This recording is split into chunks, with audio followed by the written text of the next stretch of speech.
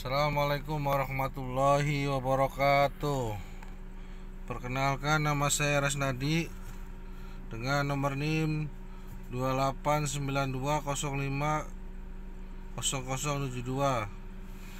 dari Prodi Manajemen semester 5, mahasiswa Universitas Pancasakti Bekasi, yang akan menyelesaikan tugas ujian akhir semester mata kuliah laporan keuangan dengan materi analisis common size.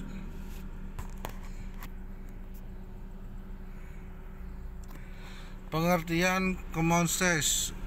Analisis common size adalah analisis yang dilakukan dengan jalan menghitung proporsi pos-pos dalam neraca dengan suatu jumlah tertentu. Laporan laba rugi dengan jumlah tertentu dari laporan laba rugi, misalnya proporsi persediaan terhadap jumlah aktiva lancar, proporsi aktiva lancar terhadap jumlah aktiva, proporsi harga pokok terhadap total pendapatan dan hasil usaha. Dalam analisis common size, setiap total akun disebut juga dengan common base. Jadi common base untuk laba atau rugi adalah penjualan neto atau penjualan bersih, sedangkan common base untuk aktiva pada laporan neraca adalah total aktiva. Tujuan analisis common size. Menurut Sugiono dan Untung 2016 halaman 11 menyatakan bahwa tujuan dari analisis common size mengkonversikan satuan yang terdapat dalam laporan keuangan ke dalam satuan persen. Tujuan dari analisis common size adalah untuk memperoleh gambaran tentang 1. Komposisi dan proporsi investasi pada setiap jenis aktiva. 2. Struktur modal dan pendanaan. 3. Distribusi hasil penjualan pada biaya dan laba.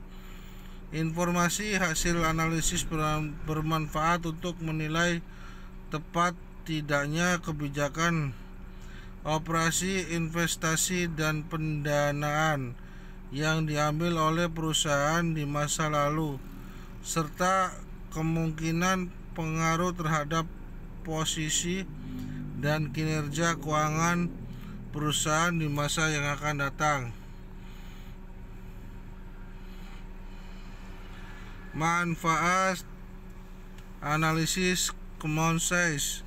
Common size bermanfaat untuk melakukan perbandingan kinerja keuangan antara perusahaan. Karena laporan keuangan beberapa perusahaan dapat diubah dalam bentuk common size format. Perbandingan common size statement dengan pesaing dapat mengungkapkan perbedaan akun dan distribusinya dalam neraca. Dengan demikian, analisis dapat mengevaluasi alasan mengapa terjadi perbedaan kinerja antara perusahaan. Analisis ini dapat melihat kekuatan pada setiap akun seperti angka penjualan pada laba rugi dan pembentukan aktiva pada laporan posisi keuangan. Hubungan analisis common size dengan kinerja keuangan perusahaan.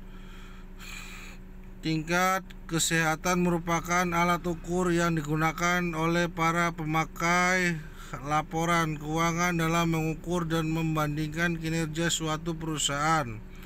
Kinerja suatu perusahaan dapat dilihat melalui laporan keuangan perusahaan tersebut. Dari laporan keuangan tersebut dapat diketahui finansial dari hasil-hasil yang telah dicapai perusahaan selama periode tertentu. Tingkat kesehatan perusahaan dapat diketahui dengan melakukan evaluasi atau analisis laporan keuangan. Dari hasil analisis tersebut dapat diketahui prestasi dan kelemahan yang dimiliki perusahaan, sehingga pihak-pihak yang berkepentingan dengan perusahaan dapat menggunakannya sebagai pertimbangan dalam mengambil keputusan.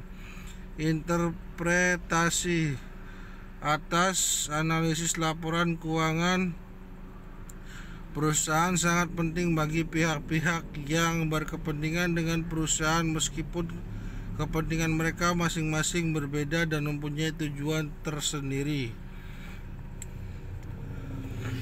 Perhitungan common sense analisis. Langkah-langkah yang dilakukan dalam melakukan analisis laporan keuangan dengan menggunakan metode common sense analisis untuk menilai kinerja keuangan adalah sebagai berikut. 1. Dihitung total setiap pos pada laporan keuangan. 2. Setiap pos yang dihitung dinyatakan dalam bentuk persentase. 3. Untuk menghitung komposisi pada masing-masing pos digunakan rumus sebagai berikut. Komposisi yaitu persen sama dengan RP masing-masing pos total kali 100 per RP masing-masing pos. Komposisi merupakan perbandingan antara pos-pos aktiva dengan total aktiva, serta perbandingan antara pos-pos pasiva dengan total pasiva. Selanjutnya dihitung fluktuasi volume pada masing-masing pos dengan menggunakan rumus sebagai berikut. Volume yaitu persen sama dengan buka kurung RP tutup kurung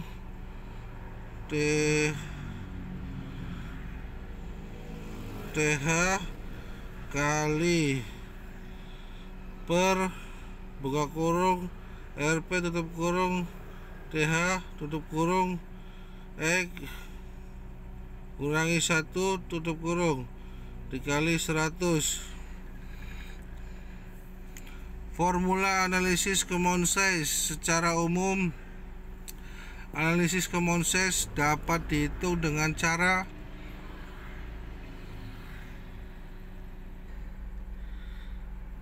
cara membagi masing-masing komponen akun dengan total akun, kemudian kalikan jawabannya dengan 100%.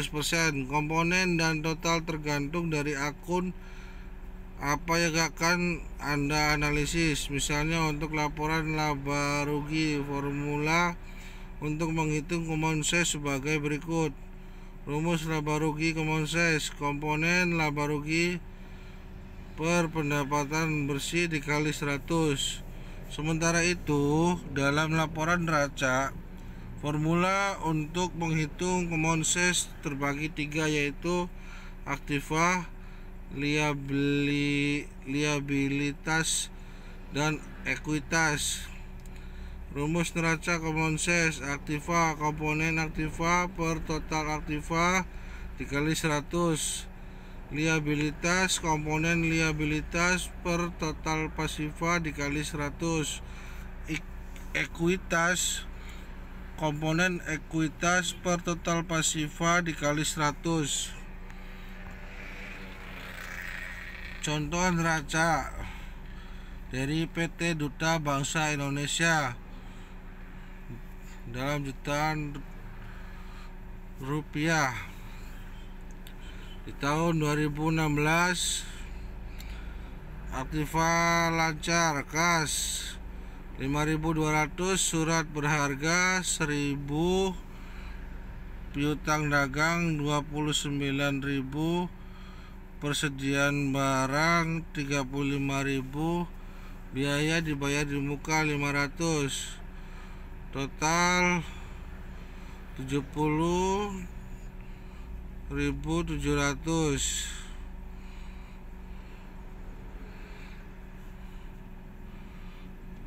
Aktiva tetap tanah 7.000. Gedung dan mesin net 16.000. Kalau dipersenkan dari 2016 itu untuk surat berharga 5,5%. Untuk piutang dagang 1,1%. Persediaan barang piutang dagang 30,9%. Persediaan barang 37,4%. Biaya dibayar di muka 0,5%. Jadi totalnya 75,5%. Kalau untuk aktiva tetapnya tanah yaitu totalnya 7.000 sama dengan 7,5%. Gedung dan mesin 17,1%. Total aktiva dari 2016 93.700. Kalau dipersenkan berarti 100,0%.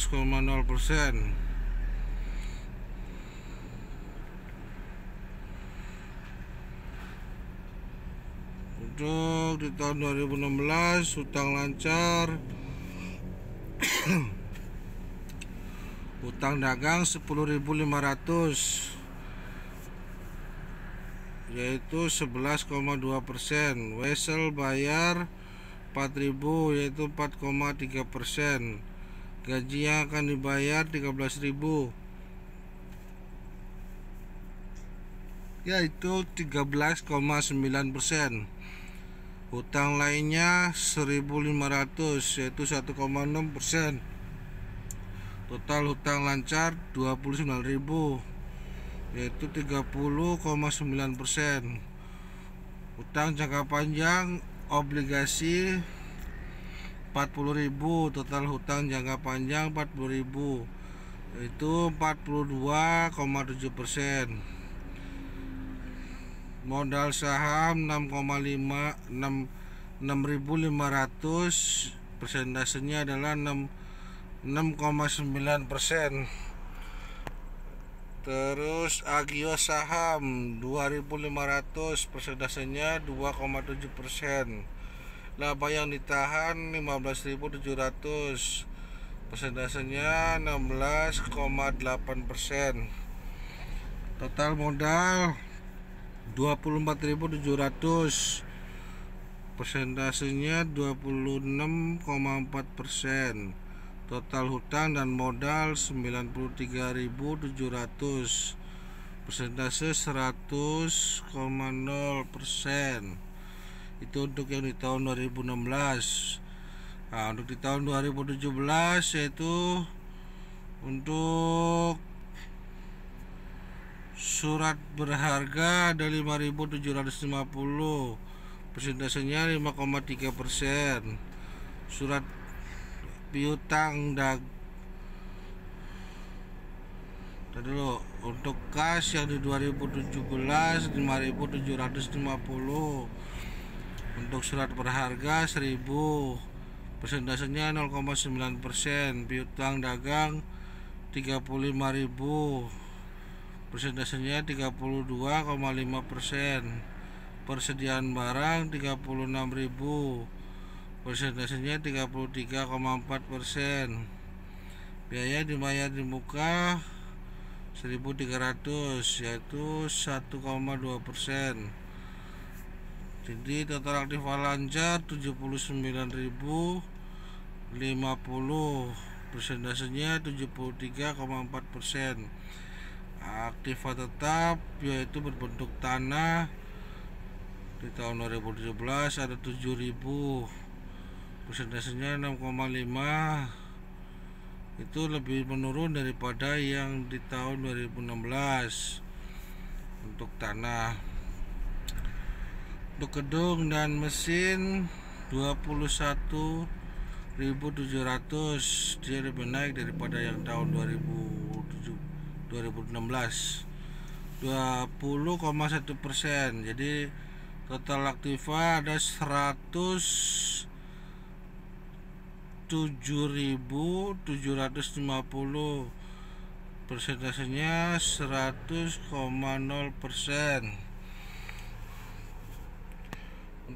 Untuk hutang lancar, hutang dagang 15.000, persentase 13,9%. Wesel bayar 10.000, persentase 9,3%. Terus gaji yang akan dibayar 15.000, persentase 13,9%. Gaji yang akan dibayar,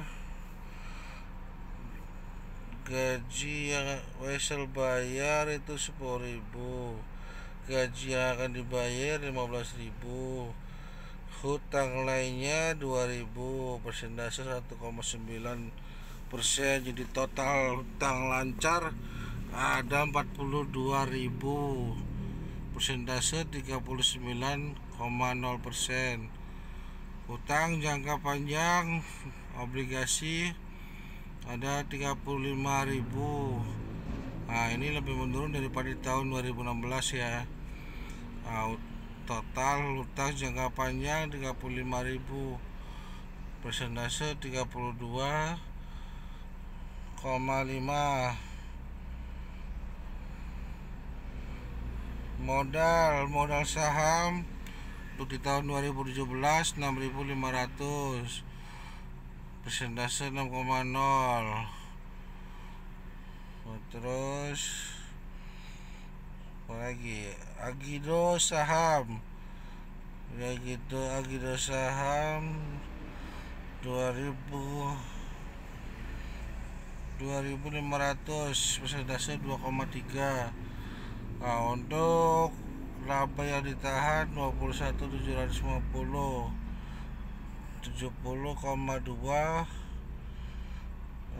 20,2%. Nah, akan ditahan.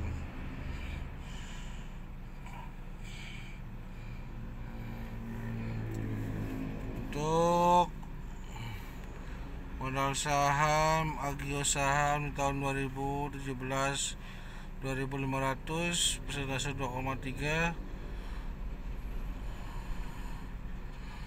Laba yang ditahan ada 21.750, persentase 20,2. Jadi untuk total modal yaitu 30.750, persentase 28,5. Neraca yang sudah dilakukan analisis common size akan nampak dua hal, antara lain distribusi aktiva dan pasiva. Kedua, distribusi tiap pos terhadap aktiva dan pasiva. Pada neraca tersebut, di atas dapat melihat distribusi aktiva yang dominan adalah piutang dagang dan persediaan barang dagang.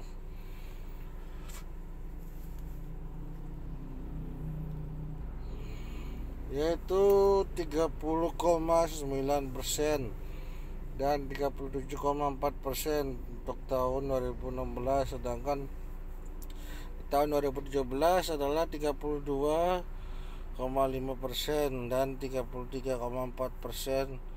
Pada distribusi pasiva yang dominan adalah obligasi, yaitu 42,7% di tahun 2016 dan 32,5% di tahun 2017. Dengan melihat angka yang dominan dengan pos yang lain maka harus membuat penekanan bahwa pos tersebut harus dianalisis lebih bijaksana, dianalisis lebih seksama. Hal ini menjadi penting mengingat setiap rumah yang ditanam pada pos tersebut berasal dari sumber pendapatan melalui hutang dan modal. Hal ini dapat mengakibatkan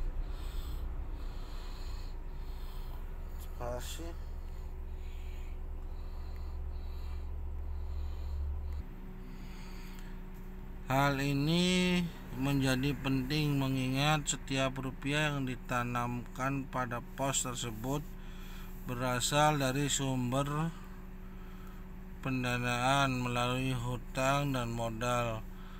Hal ini dapat memberikan gambaran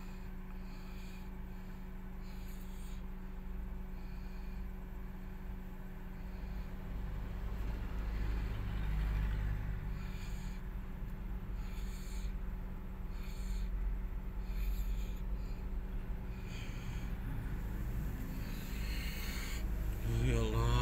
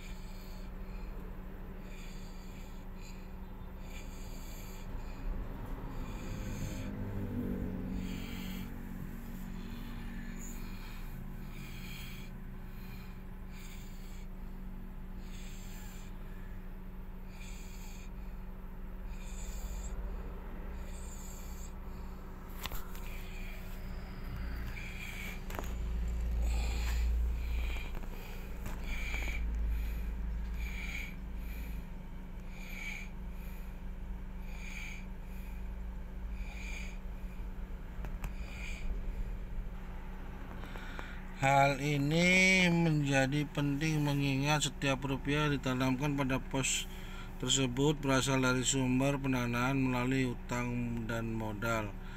Hal ini dapat memberikan gambaran bahwa perusahaan tersebut sangat besar menanamkan uangnya pada pos-pos tersebut. Analisis ini mempermudah para analisis untuk melihat perubahan dari struktur pembiayaan dan total investasi perusahaan.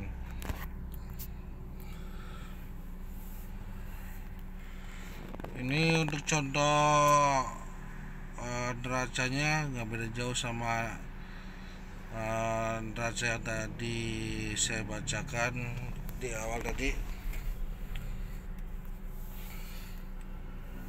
Beberapa petunjuk untuk melakukan analisis laporan laba rugi untuk tahun 2017 adalah sebagai berikut. 1. Berapa besar harga pokok penjualan mengambil kontribusi dari penjualan? Apakah menurut atau meningkat dari tahun sebelumnya? Hal ini dapat menggambarkan efisiensi dari perusahaan. Dalam laporan laba rugi di atas tahun 2017 adanya kenaikan harga pokok penjualan dan juga menunjukkan bahwa setiap penjual Rp1 maka sebesar 0,7429 adalah untuk harga pokok penjualan. Berapa kontribusi laba rugi laba bersih menggambarkan perempuan perusahaan untuk menjual di atas harga pokok penjualan.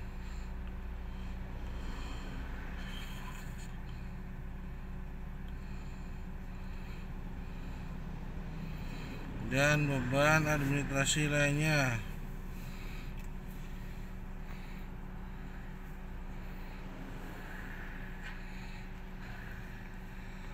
harga pokok penjualan dan juga menunjukkan bahwa setiap penjualan Rp1 maka sebesar 0,7429 adalah untuk harga pokok penjualan. Harga pokok penjualan dan beban administrasi lainnya, hal ini menunjukkan laba bersih mengalami penurunan di tahun 2017 yang disebabkan karena peningkatan harga pokok penjualan di tahun 2017 sebesar 74,29% yang disebabkan kurangnya efisiensi dalam pengelolaan perusahaan.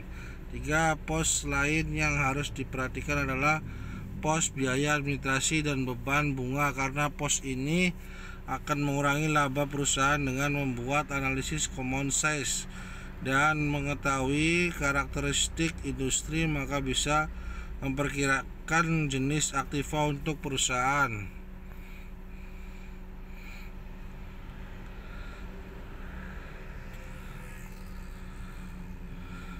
Sekian penjelasan dari saya. Bila mana ada kesalahan atau ada kekurangan, mohon dimaafkan. Sekian, terima kasih. Wassalamualaikum warahmatullahi wabarakatuh.